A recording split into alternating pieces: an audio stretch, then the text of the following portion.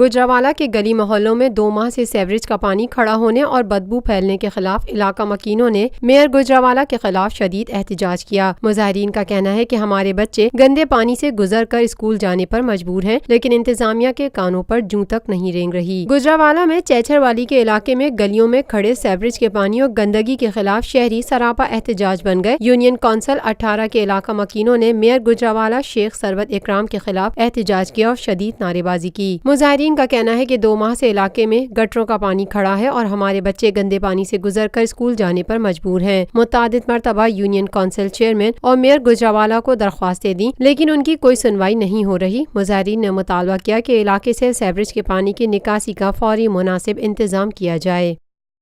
Lotus Lake Towers, a groundbreaking endeavor by Lotus Properties.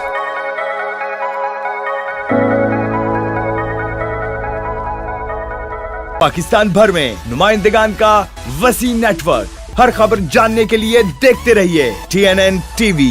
یہ ہے خبر کا جہاں اور آپ دیکھ رہے ہیں TNN TV۔